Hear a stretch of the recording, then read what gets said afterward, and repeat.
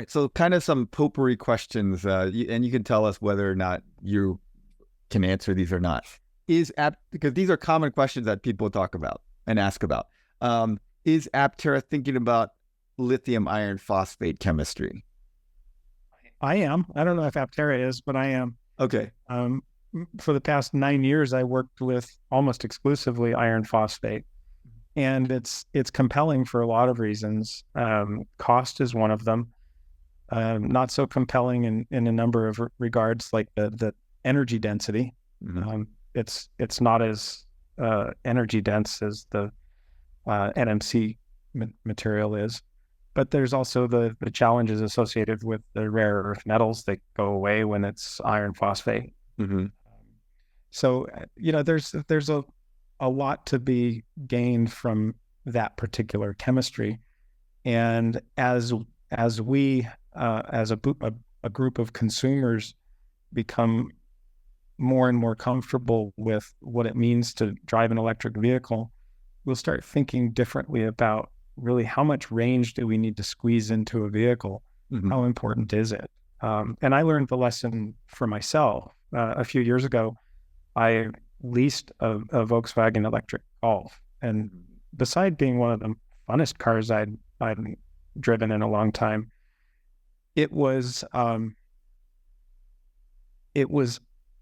sort of frustrating because it was only like an 80-mile range. Yeah. And right now I'm driving a used Tesla, so its battery pack is somewhat diminished, but it still gets over 300 miles per charge. And I found that even driving from here to Mesa, Arizona, or Vegas, these are 6-hour drives roughly, you kind of have to stop and refuel yourself or relieve yourself. And just selecting a place to do that and charging the vehicle at the same time means that a vehicle, even with a 300-mile range, isn't hampering a road trip as much as you might have thought a few years ago. Right. Especially like if you had an 80-mile range Nissan Leaf or a electric Golf, for example, that was really challenging. Mm-hmm. But if you've got a 300-mile range vehicle or 400-mile range vehicle, and you can use a lower cost battery, which has lower supply side challenges, something like iron phosphate, I think there's a good argument to be made for that. Yeah. I mean, I always think like they just want this big range for this like one time a year that I'm going to do this crazy thing and I want it. But the other like 99% of the time, you just haul around this, expensive, heavy battery pack that you're not really utilizing. So it is something that, it makes sense. So I think people will be happy to hear that you're thinking about that. How difficult do you think it would be if Aptera decided to, make a lithium iron phosphate battery pack? Like the cells are different shapes and everything. So you'd have to re-engineer an entirely different module and battery pack. Am I correct in that? You could go either way. You could just swap out the cells to be a different chemistry. So they make lithium iron phosphate in that same form factor? Yes. Oh, okay. But the voltages are different, right? They are. Yeah. Uh-huh. So the NMC goes from about 4 volts to 3 volts. You wouldn't want to go much beyond 4.2 volts to maybe 2.6 volts. Uh-huh. So that's a pretty broad range compared to the 3.6 or 3.7 volt top for LFP, or iron phosphate. So the top voltage of the battery is diminished. So that has perhaps some impact on performance of the electrical components, like the drive system may have less power available to it. But ordinarily the inverters, they can accommodate a much broader range, and the LFP would operate sort of still in the fat part of the curve, right around where the NMC is operating. So the drive system in this case would operate normally. With the battery management system would have to have different settings put into it, but all of the systems would probably be just fine. Probably wouldn't even notice a difference. So am I understanding you correctly in saying that if Aptera decided to switch to LFP, it would not be that difficult to make that switch. Well, it wouldn't need to be that difficult, but just changing from a cylindrical NMC cell to a iron phosphate cell is probably not the best solution. The better solution would probably be to go with a prismatic cell. And the pouches? The reason for that, yeah, well, there are a couple different types of prismatic. Some of the prismatic will have pouches inside of them, stuck into a little rectangular box, and others will have the individual sheets of material laid up in a stack, and then that stack is put into a box. Or some of them they call like a jelly roll. They create a roll, and then they squish the roll down and stuff it inside of a rectangular box. But the reason that would be preferable is that it affords you a better packing efficiency. You get a better kilowatt hour per volume basis doing it that way. And that when you're buying larger cells, the cost per kilowatt hour also goes down. Okay. So the packaging efficiency increases and the manufacturing costs decreased. And then how long do you think that would take to make that transition? That's like a whole new battery pack. Yeah, I haven't studied it enough to give you a reasonable answer, but I think I can't imagine doing it in less than a year. Okay.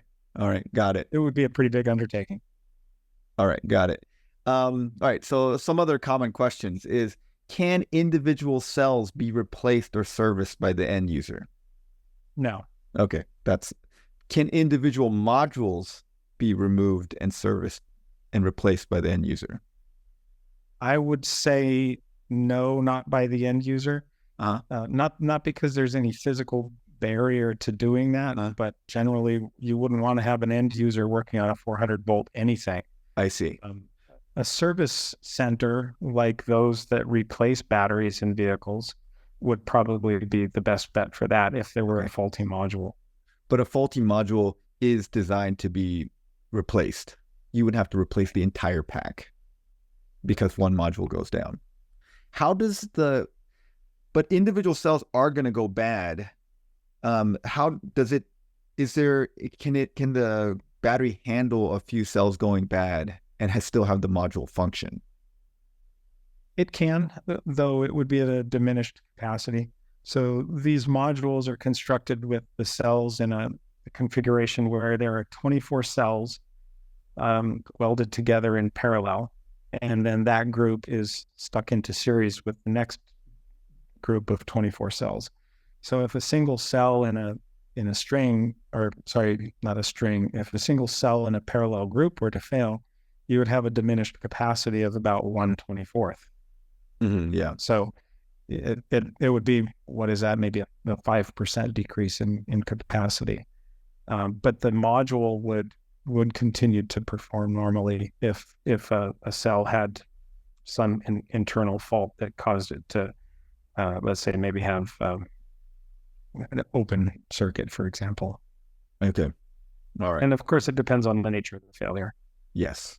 Yeah. Okay. So sometimes they might fuse out. If a cell had a internal short, then the wire bond that leads to it would open, and then it would just be isolated electrically, and it would no longer participate in the energy delivery. Okay. And the battery pack modules are designed to do that? Yeah. Okay. That's inherent in the design of a bus bar or current collector system. The conductors are small enough so that if there's a fault, it should open the circuit rather than carrying enough current to do any kind of downstream damage. I see. So the wire bonds or the bus bar will just like melt and like fall apart? Just like a fuse element, yes. Okay. All right. Okay, so more questions. Do we know the weight of one module and the weight of the entire battery pack? I should have studied this before. No, I don't know off the top of my head. I think it's about 65 pounds per module. Okay. And 6. Got it. So you do the math. And the frame probably 40 pounds, maybe 50 pounds. Okay. All right. Do we know the use, like what's the full kilowatt hour of the battery pack, and what's the usable part of the battery pack? Well, the full capacity, and this will depend to some extent on what cells we decide upon, because those little 2170 cells, they range from 4.8 amp hours up to about 5.2 or 5.3. But it's generally around a 45 kilowatt hour battery pack. 44 if you're precise with your calculation. So we probably only want to use 38 or 40 of those kilowatt hours in order to stay away from the very high end of charge, which causes excessive calendar aging, or the very low end of charge, which causes the batteries to degrade rapidly. Okay, got it. Chris M came on Discord and he mentioned something about the number of cells in the module had to go down a small amount because some space had to be added. Can you talk to us about that? Sure. Yeah. As I mentioned earlier, the frame contributes to some of the structural rigidity of the vehicle as a whole. So it participates in the crash protection in a sense. And one of the key things we need to be worried about is any intrusion into the battery pack touching and rupturing cells.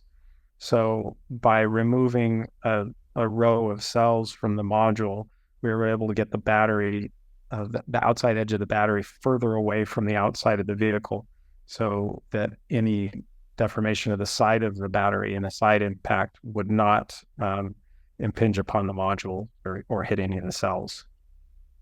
Okay. All right.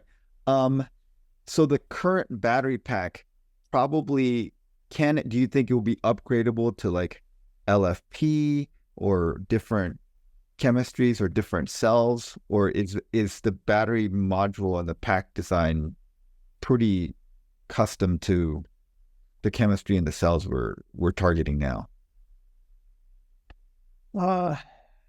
Chemistry is an interesting one, because if you ask LG and Samsung and Panasonic and EVE, ask any one of them what their chemistry is, the first thing they'll say is they're not going to tell you, but they'll tell you that it's better than the other guys. Okay. So there's a lot of different chemistries within the NMC umbrella.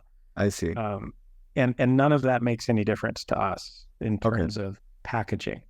What makes a big difference is the form factor of the cells. So if we were to go with a lithium iron phosphate chemistry, for example, as I mentioned, we'd be better off changing the form factor of the cells to either a pouch or a prismatic. And in that case, the existing battery design is not adaptable to that change. It would have to be redesigned internally, not externally. We'd have to still fit it within the same frame of the vehicle, but the internal cross members and cooling plates and bus bars and all that sort of stuff would have to change to accommodate a different cell format. Okay. People have noticed that there's some kind of foam something that looks like foam that's being injected into the modules. Like, what is the purpose of that foam, and what is that foam? Well, it serves a few different purposes. It actually is a thermal barrier. It provides some level of insulation from heat. If one cell were to go into thermal runaway, the function of that foam would be to prevent too much heat from radiating out and causing the adjacent cells to follow and go into thermal runaway. So that's one function of it. Another function is it encapsulates the fragile things like the current collectors. So it just has to barely touch those current collectors and stick to them, and that prevents them from vibrating under normal operating conditions. So that prevents them from breaking off.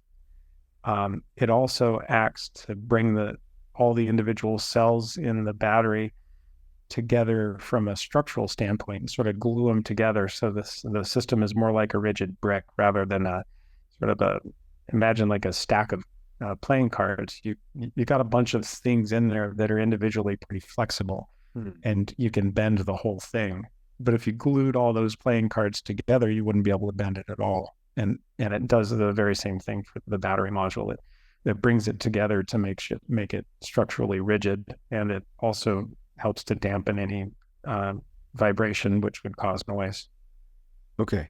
All right. I think one or two more questions and we're done. These are the questions coming in from Discord. Is there going to be a DC to DC converter to eliminate the 12-volt battery? Or are we going to always have a 12-volt battery? Never say always, but the answer is no. We will not be eliminating the 12-volt battery. So much stuff runs on 12 volts. The lighting systems, the windshield wipers, the heater blower motor, all these things that are normal in automotive world are designed around a 12-volt battery, unless you look at something like the 48-volt system in a Cybertruck. But in that case, everything had to be designed from the ground up to work with a 48-volt system. So we're pretty far away from taking that leap at this point, because it would mean that we'd have to design and build our own windshield wiper motor. Yeah. That's not what we're about. We're focused on the broader high efficiency aspect of the vehicle, not the relatively unimpactful 12-volt system. Sure. So the 12-volt battery is charged by the motor, the large battery pack. Is that correct? Yes, ultimately, all of the energy used in the vehicle comes from the big battery. But in the case of the 12-volt system, it does get recharged from through the DC-DC converter. Whereas in an internal combustion engine, you'd have an alternator. The DC-DC converter is similar in that it's providing power to charge the 12-volt system and keep it topped up. Now, does that mean that the 12-volt battery can be relatively small? Because it is very small. Yeah, it's about this big and about that tall. Okay. And what kind of battery is that? I'm guessing it's not a lead acid battery like in... No, it's not. No, it's a NMC battery as well. Okay. I think it's actually built with 18650 cells in it. Okay. I'm not positive, but it is a cylindrical battery on the inside, multiple cylindrical cells. And it has its own battery management system that protects it against overcurrent or overcharge, over discharge. Awesome. All right. Is there anything that I should have asked you that I didn't? Oh, I don't know. I didn't come prepared to answer that. I'm sorry. Okay, no problem. All right. You're the one who provided the questions. Sure. Yeah. All right. Well, thank you so much for taking time out of your day to talk to us, Tim. These are the questions that the community has, and we appreciate your expertise and your time to talk to us about it. Well, you're certainly welcome. And thanks for putting in all the effort to put these things together so everybody can see the same thing you're seeing. All right. I'm sure they enjoy it. All right. Thanks, Tim. Hopefully, when I visit down there, I'll get to meet you in person. No, certainly. All right. Have a good day. Thank you.